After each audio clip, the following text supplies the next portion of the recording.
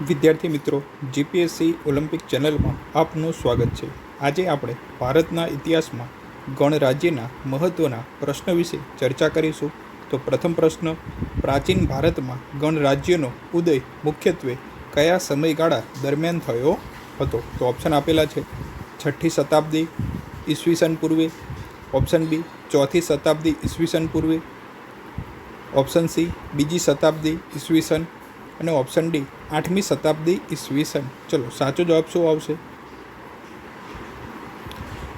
તો સાચો જવાબ ઓપ્શન નંબર એ 6ઠ્ઠી શતાબ્દી ઈસવીસન પૂર્વે ગણરાજ્યનો ઉદય થયો હતો. જે સમયે બૌદ્ધ અને જૈન ધર્મનો પણ ઉદય થયો હતો. આ ગણરાજ્યો ગંગા નદીના ખીણ પ્રદેશમાં આવેલા હતા.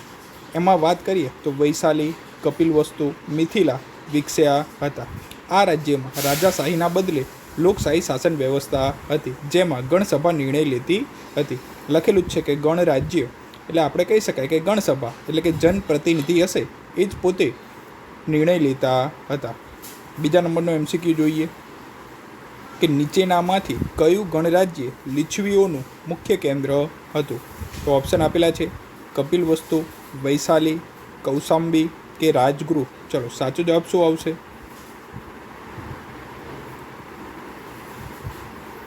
તો સાચો જવાબ ઓપ્શન નંબર બી વૈશાલી. તો લીછવીઓ એ પ્રાચીન ભારતનું એક પ્રમુખ ગણરાજ્ય હતું, જેનું કેન્દ્ર વૈશાલી કે આધુનિક બિહાર, અત્યારે જે બિહાર છે ત્યાં સૌથી પહેલાં વૈશાલી હતું. લીછવીઓની શાસન વ્યવસ્થા ગણતાંત્રિક હતી, જેમાં ગણસભા દ્વારા નિર્ણયો લેવામાં આવતા હતા. વૈશાલી બૌદ્ધ ધર્મના વિકાસનું પણ મહત્ત્વનું કેન્દ્ર હતું, જ્યાં ગૌતમ બુદ્ધે ઘણા ઉપદેશો આપ્યા હતા. તો આપણે કહી શકાય કે જે લીછવી છે એ નું પ્રમુખ ગણરાજ્ય બરાબર કે વૈશાલી હતું, અને આ વૈશાલી એટલે કે હાલનું બિહાર. એટલું યાદ રાખજો. ત્રીજા નંબરનો MCQ કે ગણરાજ્યોની શાસન વ્યવસ્થાનું મુખ્ય લક્ષણ શું હતું? તો ઓપ્શન આપેલા છે કે રાજાની એક હથ્થુ સત્તા, બીજું ગણસભા દ્વારા નિર્ણય લેવાની પ્રક્રિયા, ઓપ્શન સી સામંતશાહી વ્યવસ્થા, ઓપ્શન ડી ધર્મના આધારે શાસન. તો આમાં સાચો જવાબ ઓપ્શન નંબર બી ગણસભા દ્વારા નિર્ણય લેવાની પ્રક્રિયા. ગણરાજ્યોની શાસન વ્યવસ્થા લોકશાહી આધારિત હતી, જેમાં ગણસભા સભામાં બેઠેલા પ્રતિનિધિઓ દ્વારા નિર્ણયો લેવામાં આવતા હતા. આ સભામાં શાસન, ન્યાય, વહીવટી બાબતોની ચર્ચા થતી હતી, જે પ્રાચીન ભારતની લોકશાહી પરંપરાને દર્શાવે છે. ચલો, ચોથા નંબરનો પ્રશ્ન, ગૌતમ બુદ્ધનો જન્મ કયા ગણરાજ્યમાં થયો હતો? તો ઓપ્શન આપેલા છે: મગધ, સાંક્ય, વજ્જી કે કૌશલ. તો સાચો જવાબ ઓપ્શન નંબર બી સાંક્ય આવશે. કે ગૌતમ બુદ્ધનો જન્મ સાંક્ય ગણરાજ્ય કે જે લુંબિની જે કપિલવસ્તુ નજીક આવેલું છે ત્યાં ઈસવીસન પૂર્વે 563માં થયો હતો. સાંક્ય ગણરાજ્ય એક નાનું પરંતુ મહત્ત્વનું ગણરાજ્ય હતું, જે આધુનિક નેપાળ અને ભારતના સરહદી વિસ્તારમાં આવેલું છે. આપણને ખબર જ છે કે જે ગૌતમ બુદ્ધ છે એમનો જન્મ લુંબિની જે અત્યારે નેપાળમાં છે ત્યાં થયો હતો. ચલો, પાંચમા નંબરનો પ્રશ્ન જોઈએ કે વજ્જી સંઘનું મુખ્ય કેન્દ્ર કયું હતું? તો ઓપ્શન આપેલા છે: રાજગૃહ, પાટલીપુત્ર, વૈશાલી કે ઉજ્જૈન. ચલો, સાચો જવાબ શું આવશે?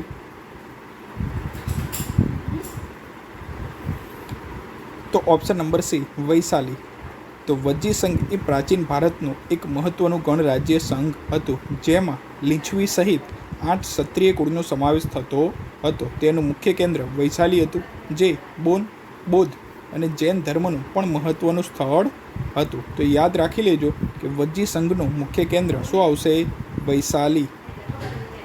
ચલો, છઠ્ઠા નંબરનો પ્રશ્ન, પ્રાચીન ગણરાજ્યોમાં ન્યાય વ્યવસ્થા કેવી હતી? તો ઓપ્શન આપેલા છે કે રાજા દ્વારા નિર્ણય, ઓપ્શન બી ગણસભા દ્વારા સામૂહિક નિર્ણય, ઓપ્શન સી ધર્મગુરુ દ્વારા નિર્ણય કે ઓપ્શન ડી સૈન્ય દ્વારા નિર્ણય. ચલો, સાચો જવાબ શું આવશે? તો ઓપ્શન નંબર બી ગણસભા દ્વારા સામૂહિક નિર્ણય. ગણરાજ્યોમાં ન્યાય વ્યવસ્થા ગણસભા દ્વારા ચલાવવામાં આવતી હતી.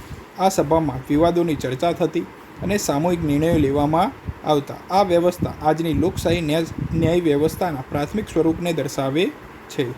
ચલો 7મા નંબરનો પ્રશ્ન, મહાવીર સ્વામીનો જન્મ કયા ગણરાજ્યમાં થયો હતો?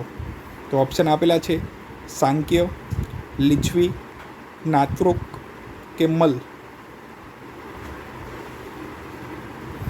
સાચો જવાબ option number C નાત્રોક. Mahavir Swami જે જૈન ધર્મના 24મા તીર્થંકર હતા કે જેમનો જન્મ કુંડગ્રામ વૈશાલી નજીક ઈસવીસન 599માં થયો હતો અને જ્ઞાતૃક ગણરાજ્ય વજ્જી સંઘનો ભાગ હતો. ચલો 8મા નંબરનો પ્રશ્ન, ગણરાજ્યોનું પતન મુખ્યત્વે કયા કારણે થયું? તો ઓપ્શન આપેલા છે આંતરિક વિવાદો અને મગધનો ઉદય, ઓપ્શન બી વિદેશી આક્રમણ, ઓપ્શન સી આર્થિક નબળાઈ, ઓપ્શન ડી ધાર્મિક વિવાદો. ચલો સાચો જવાબ શું આવશે? ઓપ્શન નંબર એ આંતરિક વિવાદો અને મગધનો ઉદય. ગણરાજ્યનું પતન મુખ્યત્વે એમના વચ્ચેના આંતરિક વિવાદો, મગધ સામ્રાજ્યના ઉદયને કારણે થયો હતું. જે મગધના શક્તિશાળી રાજાઓ જેમ કે બિંબિસાર, અજાતશત્રુએ ગણરાજ્યને પોતાના સામ્રાજ્યમાં સમાવી લીધા, જેમાં વજ્જી અને લીછવી જેવા ગણરાજ્યનો સમાવેશ થાય છે. 9મા નંબરનો પ્રશ્ન, નીચેનામાંથી કયું ગણરાજ્ય વજ્જી સંઘનો ભાગ ન હતો? તો ઓપ્શન આપેલા છે લીછવી, નાત્રુક, મગધ કે વિદેહ. ચલો સાચો જવાબ શું આવશે? તો ઓપ્શન નંબર સી મગધ. આપણે કહી શકાય કે વજ્જી સંઘમાં લીછવી, નાત્રુક, વિદેહ સહિત 8 ક્ષત્રિય કુળનો સમાવેશ થતો હતો, પણ મગધ એ રાજાશાહી વ્યવસ્થા ધરાવતું રાજ્ય હતું જે ગણરાજ્ય ન હતું અને તે વજ્જી સંઘનો ભાગ પણ ન હતું. 10મા નંબરનો પ્રશ્ન જોઈએ, ગણરાજ્યોની આર્થિક વ્યવસ્થા મુખ્યત્વે શેના પર આધારિત હતી? તો ઓપ્શન આપેલા છે વેપાર અને ઉદ્યોગ, ખેતી અને પશુપાલન, યુદ્ધ અને લૂંટ અને ધાર્મિક દાન. ચલો સાચો જવાબ શું આવશે? તો ઓપ્શન નંબર બી ખેતી અને પશુપાલન. ગણરાજ્યોની આર્થિક વ્યવસ્થા મુખ્યત્વે ખેતી અને પશુપાલન પર આધારિત હતી. ગંગા નદીના ફળદ્રુપ પ્રદેશોમાં આવેલા ગણરાજ્ય ખેતી દ્વારા અનાજનું ઉત્પાદન કરતા હતા, જે તેમની આર્થિક સ્થિરતાનો આધાર હતો. વેપાર અને ઉદ્યોગ પણ મહત્ત્વના હતા, પરંતુ ખેતી પ્રાથમિક હતી. તો વિદ્યાર્થી મિત્ર, આવા જ વિડીયો સાથે ફરીથી મળીશું. તો આ ચેનલને લાઈક કરો, શેર કરો, સબસ્ક્રાઈબ કરો.